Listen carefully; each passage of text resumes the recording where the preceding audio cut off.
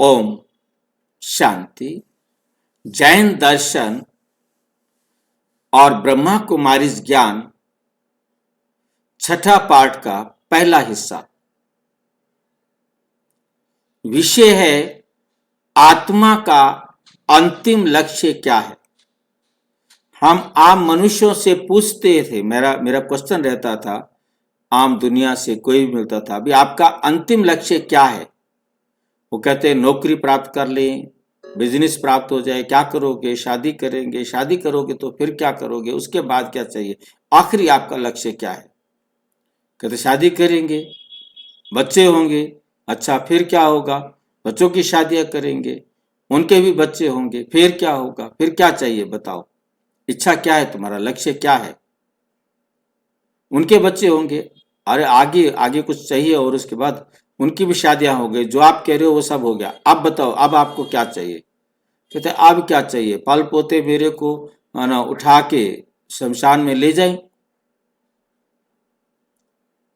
मतलब कहने का है कि लास्ट उनकी इच्छा ये रहती है कि मैं मरूंगा और मेरे को शमशान में वो पहुंचा दे,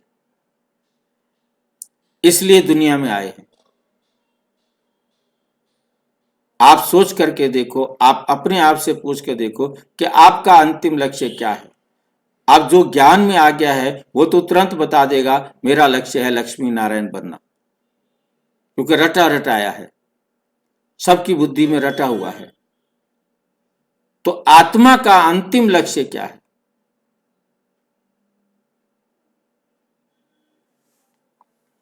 इस पर आज हम चर्चा करेंगे। आत्मा का अंतिम लक्ष्य क्या है। मोक्ष, मोक्ष है उसका लक्ष्य, या मुक्ति है, या जीवन मुक्ति, तीन चीजें हैं। अंतिम लक्ष्य तीनों में से क्या है। मोक्ष प्राप्त करना, मुक्ति प्राप्त करना, या जीवन मुक्ति प्राप्त करना। इसके लिए आज हम चर्चा करेंगे जैन दर्शन और ब्रह्मा कुमारी का ज्ञान दोनों क्या कहते हैं। दोनों के आधार पर हम देखेंगे कि मोक्ष क्या है, मुक्ति क्या है और जीवन मुक्ति क्या है। जैन दर्शन के अनुसार मोक्ष और बीके ज्ञान के अनुसार दो चीजें मिलती हैं, एक होती है मुक्ति और दूसरा होता है जीवन मुक्ति। मुक्ति, जीवन मुक्ति, अब इनमें क्या अंतर है, दोनों के विचारों में क्या अंतर है, इसको भी हम समझेंगे। जैन धर्म तो ये मानता है कि बस मोक्ष प्राप्त करना ये हमारा अंतिम लक्ष्य है, और ब्रह्मा कुमारी का है दो, एक मुक्ति और एक जीवन मुक्ति। ये हर आत्मा का अंतिम लक्ष्य है कि मुझे मुक्ति और जीवन मुक्ति मिल जाए, ब्रह्मा कुमारी के ज्ञान के हिसाब से, और जैन धर्म के हिसाब से मोक्ष मिल जाए। बस यही अंतिम लक्ष्य है आत्मा का। अब नंबर एक, लक्ष्य स्पष्ट क्यों होना चाहिए। और यदि किसी का लक्ष्य विहीन नर पशु पुच्छ वहीना, मतलब जिसको ये नहीं पता कि मेरे जीवन का लक्ष्य क्या है, वो क्या करेगा। मैक्सिमम दुनिया ऐसे जी रही है, उनके सामने कोई लक्ष्य है ही नहीं, लक्ष्य ही नहीं है। अब लक्ष्य किसके सामने स्पष्ट नहीं है, वो क्या करेगा, उसका जीवन क्या होगा। जैसे किसी को पता नहीं मैंने कहां जाना है, और वो घर से बाहर निकल गया, अब उसको पता ही नहीं मैंने कहां जाना है। वो कभी इस गली में जाएगा तो कभी उस गली में जाएगा, कभी उस पार्क में जाएगा तो कभी उस पार्क में जाएगा, उसको पता नहीं जाना कहां है मुझे, वो जाएगा कहां। वैसे ऐसे घूम घाम के कोई काम ही नहीं, उसका कोई जगह ही नहीं जाने के लिए। अब किसी का लक्ष्य हो कि मुझे बस स्टैंड जाना है, तो सीधा बस स्टैंड जाएगा ना, वो इधर उधर रुकेगा नहीं, इधर उधर घूमेगा नहीं, सीधा बस स्टैंड का रास्ता पकड़ेगा। स्टेशन पर जाना है तो स्टेशन पर जाएगा। अब हम आत्मा का लक्ष्य क्या है। जो लक्ष्य है तो उस रास्ते पर चले, क्या हम उस रास्ते पर चल रहे हैं। यदि मेरा लक्ष्य है बस स्टैंड जाने का, और मैं बस स्टैंड जाने के बजाय इधर वाली गली में चला जाता हूं, थोड़ी देर बाद इधर वाली गली में चला जाता हूँ, उधर देखता हूँ बंदर बंदर वाला खेल कर रहा है, उधर देखने खड़ा हो जाता हूँ। तो मैं अपने लक्ष्य की तरफ थोड़ा ना बढ़ रहा हूं, जिसको बाबा कहते हैं साइड सीन देखना। अब साइड सीन को देखता रहेगा, अपने लक्ष्य को देखेगा नहीं तो अकेला पहुंचेगा कैसे। अर्जुन की नजर जैसे एकदम चिड़िया की आंख कहो या मछली की आंख कहो, कुछ भी कहो, तब तो तीर वहां लगेगा, तब तो वो पुरुषार्थ करेगा। तो बाबा कहते हैं हमें कि हमें अपना लक्ष्य याद होना चाहिए कि हमें क्या करना है, लक्ष्य क्यों होना चाहिए। आध्यात्मिक जीवन में सबसे बड़ा प्रश्न है, मैं साधना क्यों कर रहा हूं। कोई मंदिर में जाके आरती कर रहा है तो क्यों कर रहा है, उसके सामने है, पूजा कर रहा है, पाठ कर रहा है, हर एक का लक्ष्य है तभी वो कर रहा है। वो टेम्परेरी लक्ष्य है उनका कि मेरी नौकरी लग जाए, मेरी शादी हो जाए, मेरा बिजनेस शुरू हो जाए, मेरी बीमारी ठीक हो जाए, कोई और इच्छा है मेरी पूरी हो जाए, इसलिए वो साधना कर रहा है। मेरा अंतिम लक्ष्य क्या है। यदि लक्ष्य स्पष्ट नहीं होगा तो पुरुषार्थ भी भ्रमित हो जाएगा, वो फिर ठीक प्रकार से पुरुषार्थ भी नहीं कर सकेगा। इसलिए सभी अपने आप से भी पूछेंगे कि मेरा लक्ष्य क्या है। यदि लक्ष्य स्पष्ट नहीं होगा तो पुरुषार्थ भी भ्रमित हो जाएगा। जैन दर्शन और ब्रह्मा कुमारीज ज्ञान दोनों आत्मा की शुद्धि सिखाते हैं।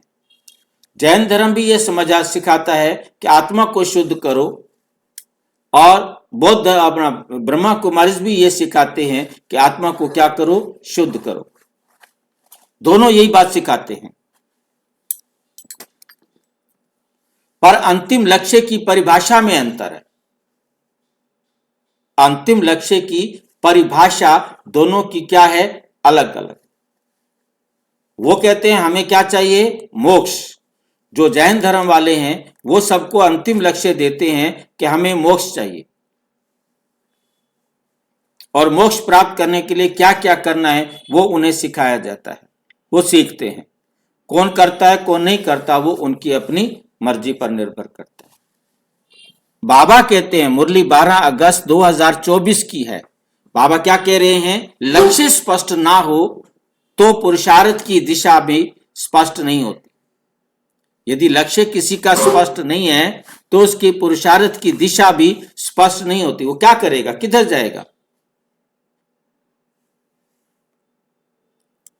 जैन दर्शन में मोक्ष का अर्थ, अब पहले हम दोनों के लक्ष्य को समझेंगे।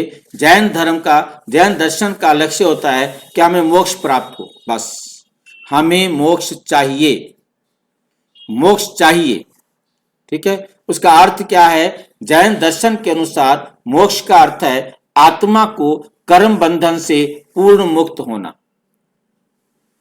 वो समझते हैं कर्म बंधन से जो पूर्ण मुक्त हो जाता है वो किसको प्राप्त करता है, जन्म मरण के चक्र से छूट जाता है, वो सिद्ध शिला को प्राप्त करता है। उसका शब्द आपको पहले पिछले वीडियोस में आपको समझ में आया होगा कि वो सिद्ध शिला को प्राप्त करता है। सिद्ध शिला में जो चला जाता है, सिद्ध का मतलब होता है सफल होना, और शिला मतलब एक ऐसी अवस्था को प्राप्त कर लेना, शिला की तरह। शिला माना स्थिरता को दिखाता है, शिला होती है चट्टान। सिद्ध शिला वो एक ऐसी मतलब अवस्था को प्राप्त कर लेता है जिसके बाद उसे जन्म मरण में आना नहीं पड़ता, जन्म मरण के चक्कर से छूट जाता है।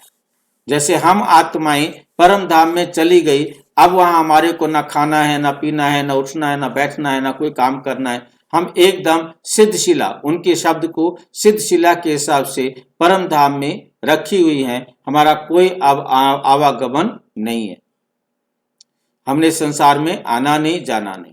उनके हिसाब से ये अवस्था को प्राप्त करना ही हमारा मोक्ष है। इस मोक्ष को प्राप्त करना है तो अपना कार्मिक अकाउंट बराबर करो।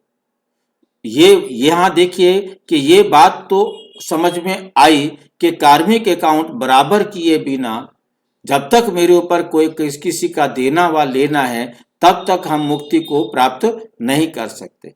इस बात को वो समझते हैं। जब हमारा संसार में कार्मिक अकाउंट बराबर हो जाता है, और वो कार्मिक अकाउंट बराबर कैसे होता है ये वो नहीं जानते। वो कहते ये तुमने करने हैं। जब तुम अपने कार्मिक अकाउंट बराबर करेंगे तो तुम्हें मोक्ष की प्राप्ति हो जाएगी। तो महावीर जी ने या उनके जो 24 तीर्थंकर हैं उन्होंने उस अवस्था को प्राप्त किया, और उसके बाद उन्होंने बाकियों के भी नाम लेने शुरू कर दिए। बाद में भी उनको बताया गया कि ये भी आत्माएं उस रास्ते पर चलकर अपने मोक्ष को प्राप्त हुए। अब उनके हिसाब से जैसे दुनिया में भक्ति मार्ग में भी यह भगवान के चरणों में चला गया, अब इसका जन्म मरण से छूट गया, परंतु नहीं। आत्मा का सिद्ध शिला में स्थित हो जाना। सिद्ध शिला स्वर्ग को समझते हैं, परम धाम को समझते हैं, जहां मतलब जन्म मरण का चक्कर नहीं है, में स्थित हो जाना। आत्मा का स्थायी विश्राम, परमानेंट, वहां आत्मा अब विश्राम करती है, अब उसे आने जाने की जरूरत नहीं है। जैन मोक्ष की विशेषताएं, ना नया जन्म, ना कोई कर्म, ना संसार में वापसी।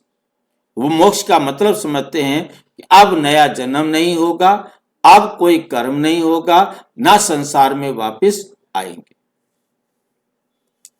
आत्मा अपनी शुद्धतम अवस्था में स्थित है, यहां मोक्ष अंतिम अवस्था है। जैन धर्म के अनुसार मोक्ष अंतिम अवस्था है।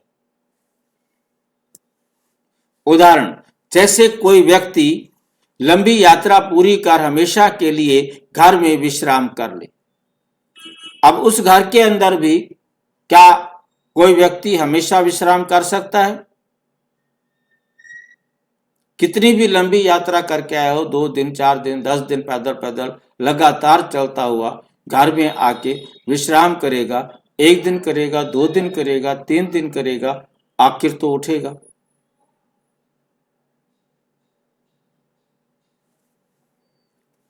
अब उसे फिर कहीं जाना नहीं, अब उसे फिर कहीं जाना नहीं। जैन मोक्ष में पुरुषार्थ का स्वरूप। अब जैन के मोक्ष जो होता है उसके पुरुषार्थ का स्वरूप क्या होता है? जैन दर्शन में मोक्ष पाने के लिए घोर तपस्या करनी है, कठोर संयम करना है अपने ऊपर, कुछ भी हो जाए, इंद्रिय निग्रह, इंद्रियों का कहना नहीं मानना, कर्मों का की निर्जरा। ये चौथा जो है यह है कर्मों की निर्जरा, अपना कोई भी कर्म हिसाब किताब बराबर करना। वो समझते हैं कि जो यहां अपने सारे कर्मों का हिसाब बराबर करके जाता है, परंतु ये कभी भी समझ में नहीं आई। ये उनकी विशेषता है। ये मार्ग त्याग प्रधान है, शरीर को भी साधन बनाता है। लक्ष्य है कर्म शून्य अवस्था, मेरा कर्म कोई भी नहीं रहा, कर्मातीत अवस्था कह सकते हैं इसको। अब वो अपनी भाषा में कर्म शून्य कहते हैं, चाहे इसे कर्मातीत कहो या कर्म शून्य कहो। अब उस आत्मा का कोई भी कार्मिक अकाउंट बाकी इस संसार में किसी आत्मा से नहीं है। अब उसको प्राप्त करने के लिए उसने तपस्या की, और कितनी भी तपस्या कर ले, सारी रात ना सोए, सारा दिन ना सोए, तो भी सोचना है, क्योंकि उन्होंने बहुत घोर तपस्या, शरीर को बहुत कष्ट देते हैं। अब बीके ज्ञान में मुक्ति का अर्थ क्या है? अब ब्रह्मा कुमारी ज्ञान की दृष्टि से देखें, बीके ज्ञान में मुक्ति का अर्थ है आत्मा को अपने मूल स्वरूप में स्थित होना। मुक्ति का अर्थ है अपने मूल स्वरूप में स्थित होना। आत्मा परम धाम से इस कर्म क्षेत्र पर पाठ बजाने के लिए आती है। पाठ बजाते बजाते वो अपने गुण और शक्तियों को क्षय करती है, खर्च करती है। अब वो जितना गुण और शक्तियों का खर्च करती है वो क्षय होता जाता है। अब उसे परमात्म डायरेक्शन पर उन गुण और शक्तियों को पुनः प्राप्त करना है, जिसके लिए परमात्मा ने समझाया कि तुम अब बहुत अच्छी तरह से समझ लो कि तुम आत्मा हो और तुम आत्मा को जो कुछ भी मिल रहा है वो आपका कार्मिक अकाउंट है जो आपने लेना है, और जो उसे लेना है वो आकर के आपसे लेके जाएगा, कोई दूसरा नहीं ले जा सकता।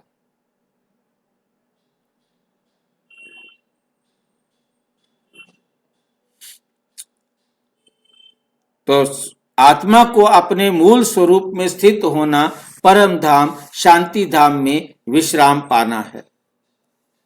मुक्ति में आत्मा शरीर से मुक्त होती है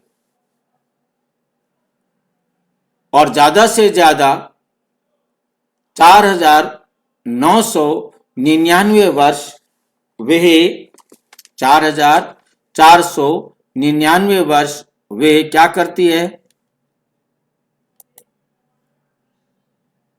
क्या करती है 4,999 वर्ष?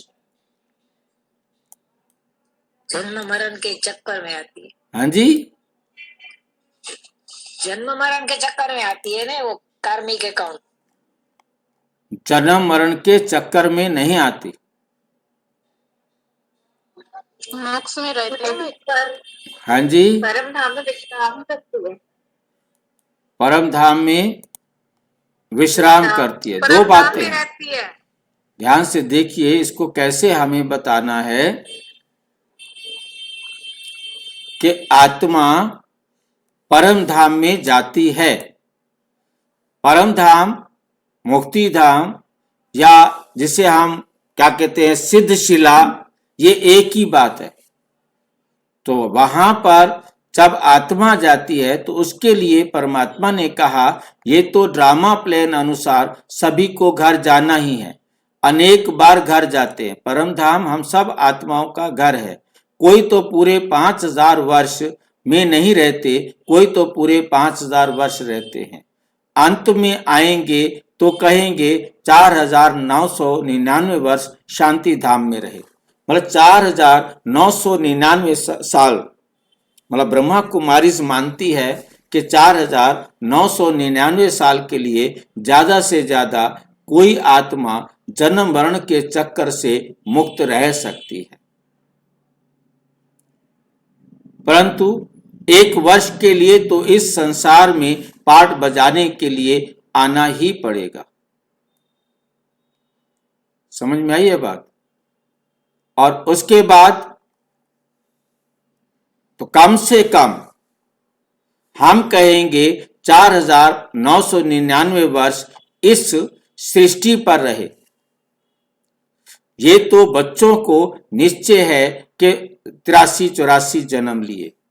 ये परमात्मा ने 16 अप्रैल 2019 की मुरली में रात्रि क्लास, जो ब्रह्मा बाबा ने रात्रि क्लास 5 जनवरी 1969 को कराई थी, उसकी ये लाइनें हैं कि एक आत्मा ज्यादा से ज्यादा 4,999 वर्ष परम धाम में रह सकती है और 1 साल के लिए उसे इस संसार में जरूर पाठ बजाने के लिए आना पड़ता है।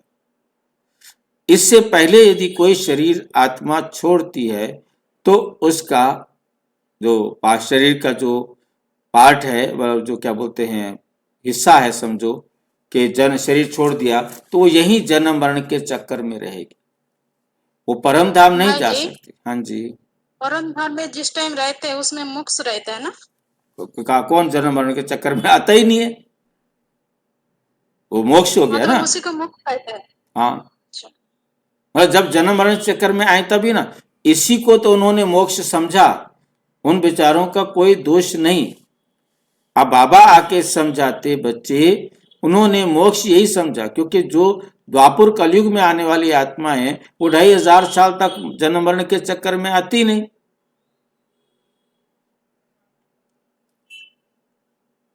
तो उनको उनकी समझ में आया कि हम आते क्यों हैं।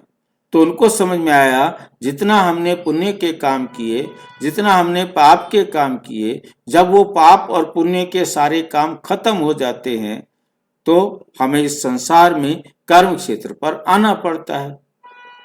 तो कर्मों का फल बनाते हैं, खुद पुरुषार्थ करेंगे, खुद मेहनत करेंगे और खुद फिर भोगेंगे। तो ब्रह्मा कुमारी के हिसाब से कोई भी आत्मा 4999 साल तक इस संसार में पार्ट बजा सकती है और परम मोक्ष में रह सकती है, और उसके बाद उसको आना ही आना पड़ेगा, फिर उसको आना ही पड़ेगा। इससे ज्यादा मुक्ति नहीं पा सकती कोई भी आत्मा, मोक्ष नहीं मिल सकता। परंतु उनके हिसाब से परमानेंट हो जाता है कि वो परमानेंट जन्म मरण के चक्कर में नहीं आएंगे। कर्मों से मुक्त होती है, लेकिन वे अवस्था स्थायी नहीं है कि वह बैठी रहे कोई आत्मा। उसे पाठ के अनुसार इस संसार में पाठ बजाने के लिए आना ही पड़ेगा। कोई और आत्मा आती है, वो कहती है कि हमें इस प्रकार का चाहिए, तो आप उसे दे सकते।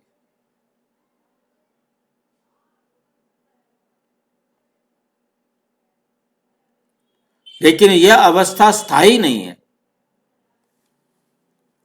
मुरली 6 जून 2024। मुक्ति का अर्थ है शांति में स्थित होना। मुक्ति का अर्थ क्या है? शांति में स्थित होना। मोक्ष का अर्थ था जन्म मरण के चक्कर में नहीं आना। मुक्ति का अर्थ बाबा बताते हैं शांति में स्थित होना। जितना समय तक आत्मा शांति में स्थित रहेगी, उतना समय तक वो जन्म मरण के चक्कर में नहीं आएगी। ये विश्राम है, अंतिम ठिकाना नहीं। ये विश्राम है कुछ देर का, ज्यादा से ज्यादा 4999 साल, कम से कम 1 साल आत्मा परम धाम में विश्राम कर सकती है। उसके बाद इसी संसार में पाठ बजाने के लिए आना पड़ेगा।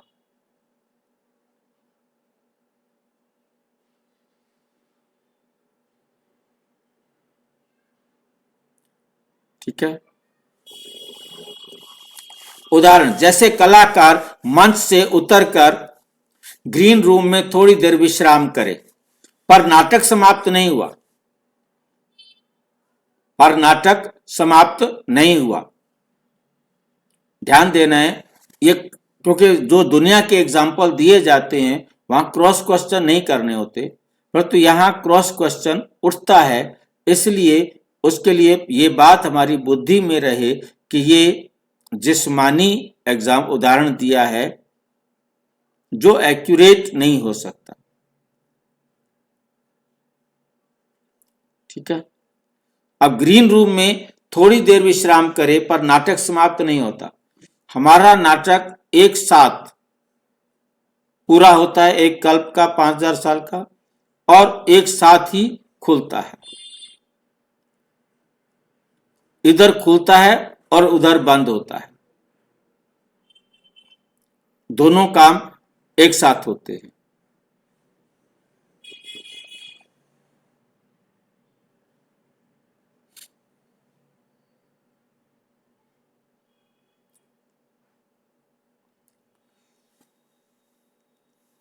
कल्प नाटक रिपीट होता रहता है, अनादि अविनाशी नाटक है।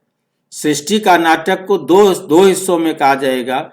एक, ये सृष्टि का नाटक अनादि और अविनाशी है, अनादि काल से चला आ रहा है और अनगिनत काल तक चलता रहेगा।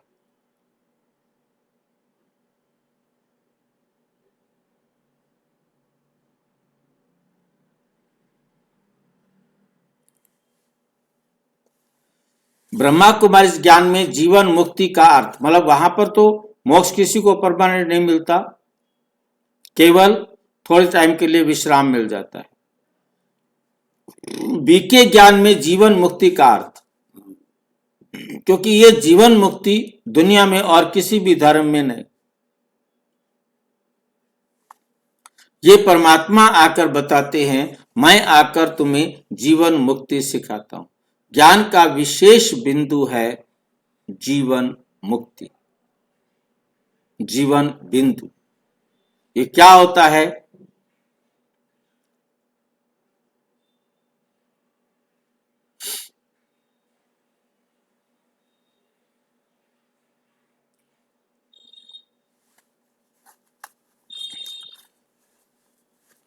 जीवन मुक्ति संसार में रहते हुए दुखों से मुक्ति। जीवन मुक्ति क्या है?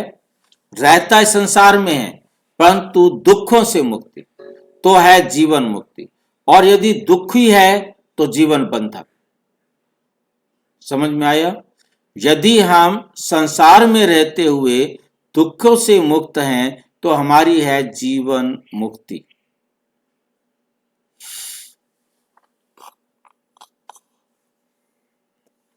इसका अर्थ है जन्म तो है पर दुख नहीं, कर्म है। जीवन मुक्ति का मतलब क्या है? जन्म तो है, दुख नहीं है, कर्म है। यदि ये अवस्था आप यहां पर अनुभव कर रहे हो तो आप जीवन मुक्त हो।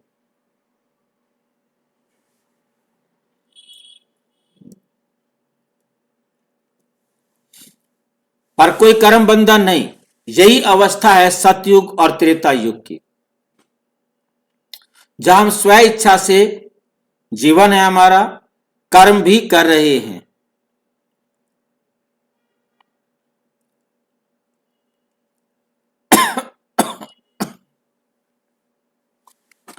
वहां कोई कर्म बंधन नहीं।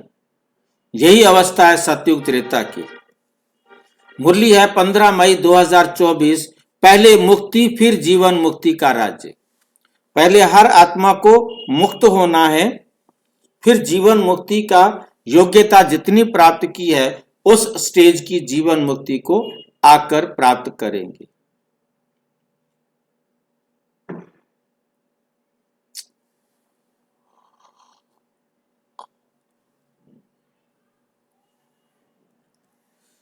उदाहरण के लिए जैसे राजा राज्य करता है पर कर्ज या चिंता नहीं। राजा को कोई कर्ज या चिंता नहीं होती। ये स्वतंत्र है। ये है जीवन मुक्ति। ये स्वतंत्र है और ये है जीवन मुक्ति। जैन मोक्ष और बीके मुक्ति जीवन मुक्ति में मूल अंतर। जैन मोक्ष और बीके मुक्ति जीवन मुक्ति में मूल अंतर क्या है, इस पर हम चर्चा करेंगे। अभी तक हमने दोनों के बारे में जाना। विषय है जैन दर्शन, बीके ज्ञान। अंतिम लक्ष्य मोक्ष और उनका है अंतिम लक्ष्य जीवन मुक्ति। मुक्ति बीच में ऑटोमेटिक आ जाती है और मुक्ति के बाद हर एक का अंतिम लक्ष्य क्या है? जीवन मुक्ति। और वहां पर क्या है? मोक्ष। मोक्ष ऑब्लिक मुक्ति की अवधि कितना समय की होती है? मोक्ष या मुक्ति की अवधि क्या है? मतलब मोक्ष है दुनिया वालों के हिसाब से और जीवन मुक्ति है ब्रह्मा कुमारी के हिसाब से। तो उन दोनों में मतलब स्थायी कौन है? अब कितनी अवधि होती है, कितने समय के लिए मोक्ष मिलता है? जैन ग्रंथ मानते हैं कि परमानेंट, उसके बाद उनको जन्म मरण में नहीं आना है।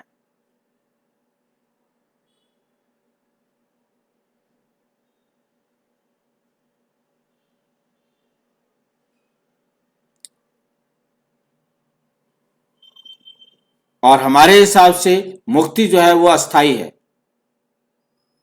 टेम्परेरी है। ज्यादा 499 साल तक मुक्ति में रह सकते हैं, 1 साल के लिए कम से कम रह सकते हैं, उसके बाद तो हम इस संसार में आ जाते हैं।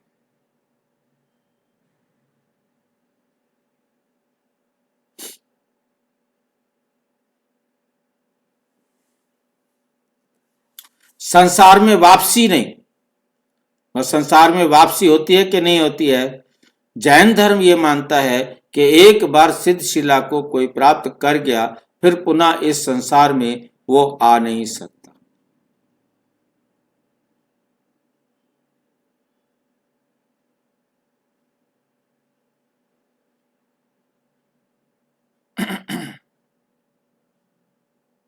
संसार में वापसी नहीं, वो कहते। और हमारे हिसाब से संसार में वापसी है। हाँ,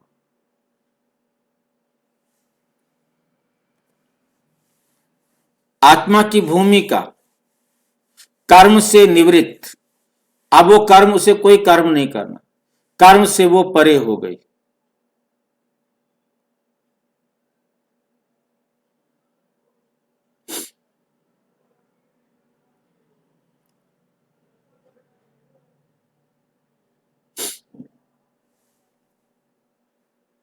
कर्म के साथ राज्य,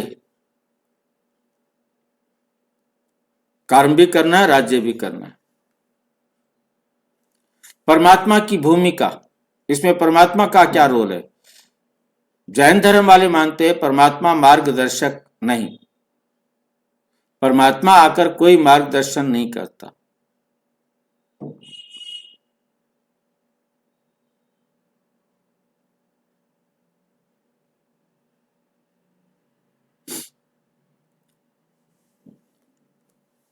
मुरली है 28 जुलाई 2024।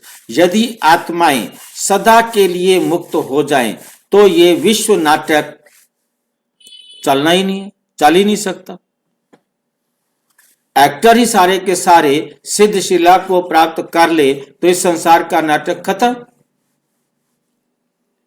फिर अविनाशी आत्माएं अजर अमर अविनाशी होकर परम धाम में क्या करेंगी?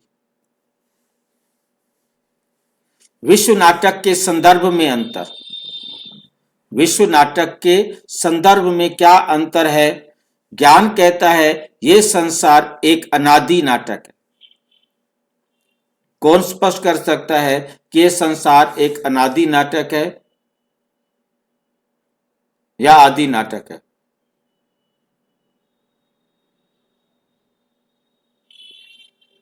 क्या बताएंगे?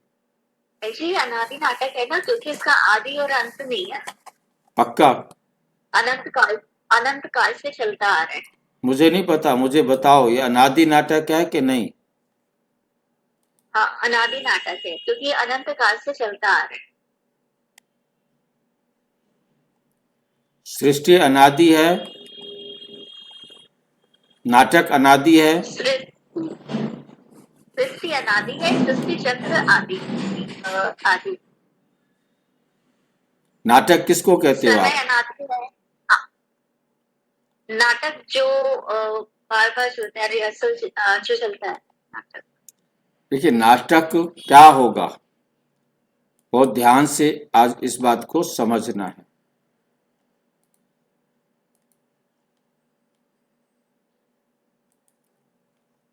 जिसमें सबका रोल फिक्स होता है। रोल फिक्स होगा, ठीक है, परंतु बात सारी ये समझनी है कि ये नाटक कैसे वर्क करता है, ये नाटक कितना समय का है, इस बात को बहुत अच्छी तरह से समझना है। क्योंकि क्वेश्चन जो पूछा गया है वो यही है, ये संसार एक अनादिक नाटक है। बीके ज्ञान कहता है ये संसार एक अनादिक नाटक है। नाटक क्या समय अवधि होती है कि नहीं होती है? जब नाटक की समय अवधि है कि ये सृष्टि नाटक 5000 साल का है, ये सृष्टि नाटक क्या है? 5000 साल का है। ये 5000 साल वाला नाटक अनादि काल से हूबहू रिपीट होता आ रहा है। नाटक हूबहू अनादि काल से रिपीट होता आ रहा है, इसलिए इस नाटक को, वर्ल्ड के नाटक को, जो सारे संसार का नाटक है, वो 5000 साल का है, जो हर 5000 साल बाद एक तरफ बुझता है और दूसरी तरफ शुरू हो जाता है।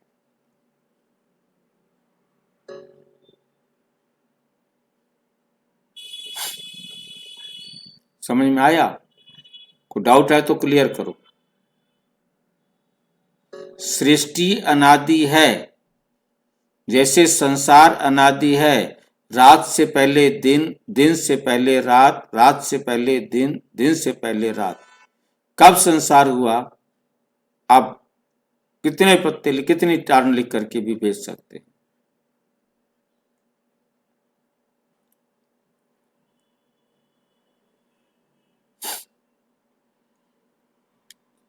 क्योंकि सृष्टि कभी विनाश को प्राप्त नहीं होती, परंतु सृष्टि चक्र में परिवर्तन होता रहता है।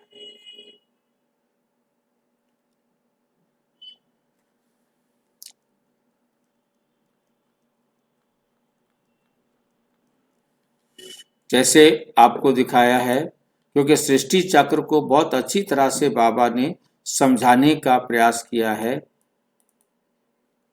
देख रहे हैं आप, इसके अंदर बाबा ने कहा आप यहाँ पहली बार ही नहीं आए, आप 5000 वर्ष पूर्व भी स्थान पर इसी समय इसी प्रकार से आप आए थे, अब आए हो और फिर 5000 वर्ष पश्चात आते रहेंगे, क्योंकि ये सृष्टि रूपी नाटक की हर 5000 साल बाद पुनरावृत्ति हूबहू होती है। हमारा नाटक हूबहू रिपीट होता रहता है। इसको लूप होल पर रखा गया है, ठीक है, लूप मोड पर, तो जिससे वो जो भी विंडो खुलेगी उसको एक्यूरेट देखने का प्रयास करेगा। तो हमें समझ में आया है कि ये सृष्टि का जो नाटक है ये 5000 साल का है और ये नाटक हूबहू रिपीट होता रहता है, हूबहू रिपीट होता रहता है।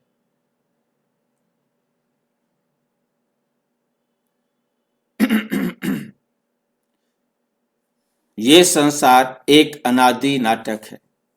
ये आत्मा का रोल निश्चित है। कोई भी आत्मा नाटक छोड़कर सदा के लिए नहीं जाती। सदा के लिए क्या, कुछ देर के लिए भी नहीं जाती। नाटक छोड़ा है, जिस वस्तु को उसने छोड़ा है उस वस्तु के साथ उसका अकाउंट बराबर हो गया, तो अब वो वहां कैसे रहेगी? अब वो वहां रह नहीं सकती। उसे वहां जाना है जो उसके अनुकूल होगा।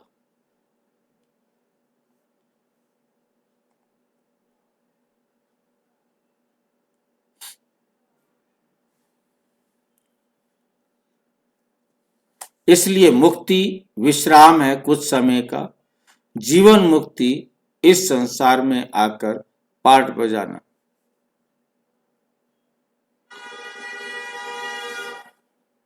मुक्ति का मतलब है कुछ समय विश्राम करना और जीवन मुक्ति का मतलब है श्रेष्ठ भूमिका को प्राप्त करना। मुरली है 9 अप्रैल 2024। आत्म नाटक की नटियां हैं, एक्टर हैं। आत्मा नाटक की नटियां हैं, पाठधारी हैं।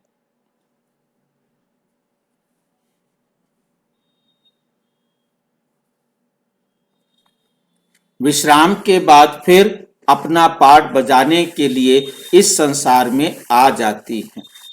हर एक आत्मा जितना समय जिसका परम धाम में विश्राम करने का भाग्य पाठ है वो उतना समय वहां पर पाठ बजाती है। उसके बाद वो आत्माएं परम धाम से इस धरती पर आ जाती। बीके ज्ञान जैन मोक्ष की नकारता है। बीके ज्ञान जैन मोक्ष को नकारता है, क्योंकि ये बात जैन धर्म में भी आती है।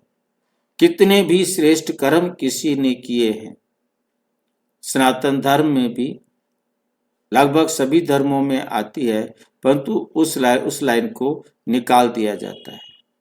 इस लाइन को, इस चिप्स को निकाल देंगे। क्या बीके ज्ञान जैन मोक्ष की को नकारता है? यस, नहीं नकारता। बीके ज्ञान मोक्ष को अपमान या खंडन नहीं करता।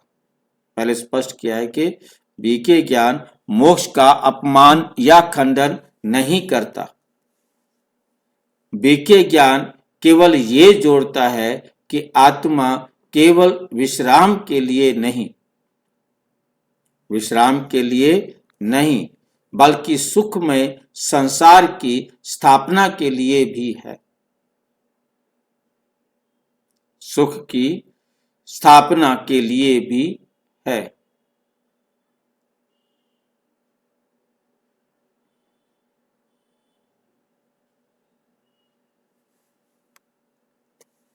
इसलिए लक्ष्य विस्तृत हो जाता है।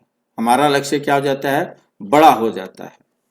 दोनों दृष्टियों का सुंदर समन्वय।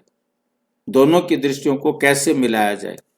जैन दर्शन आत्मा को बंधन से मुक्त करता है। बीके ज्ञान आत्मा को राज्य का अधिकारी बनाता है। वो समझते बस संसार के बंधन से मुक्त हो जाएं और यहां चाहते हैं कि सब राजा बन जाएं।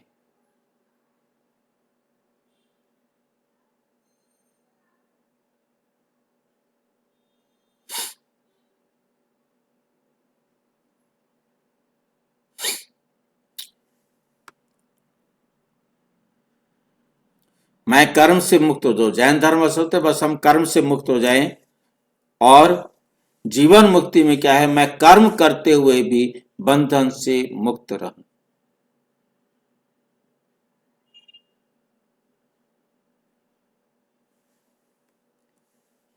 निष्कर्ष, जैन दर्शन में मोक्ष अंतिम विश्राम है। बस उसके बाद उसने कुछ नहीं करना। जितनी आत्माएं वहां देखने में आई,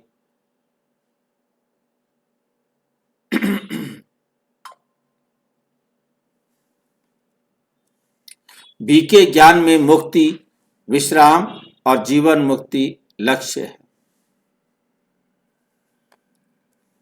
दोनों का उद्देश्य एक है, आत्मा की शुद्धता और स्वतंत्रता।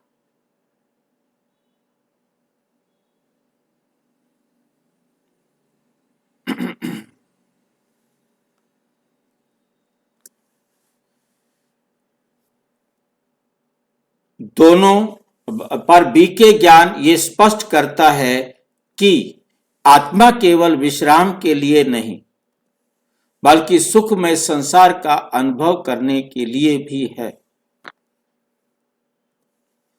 मुरली 22 सितंबर 2024। मैं तुम्हें मोक्ष भी दूं, भी देता रहूं।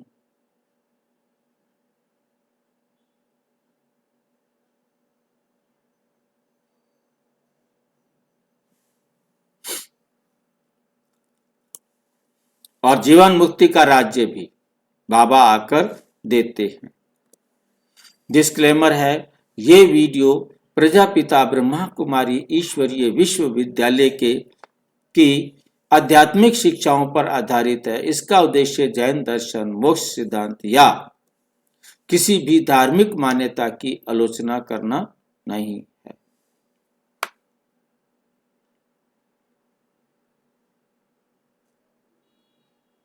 ये प्रस्तुति जैन दर्शन और ब्रह्मा कुमारी ज्ञान में मोक्ष, मुक्ति और जीवन मुक्ति की अवधारणाओं को आत्मिक अध्ययन और समझ के उद्देश्य से प्रस्तुत करती है। दर्शक इसे आध्यात्मिक दृष्टिकोण से ग्रहण करें। और यदि कोई अच्छा, ओम शांति। और यदि आपके मन में कोई प्रश्न उठता हो तो अपने समीप के किसी भी प्रजापिता ब्रह्मा कुमारी ईश्वरीय विश्वविद्यालय से संपर्क करें। और यदि कोई प्रश्न हो तो 9213106986 पर केवल अराटाई या टेलीग्राम करें।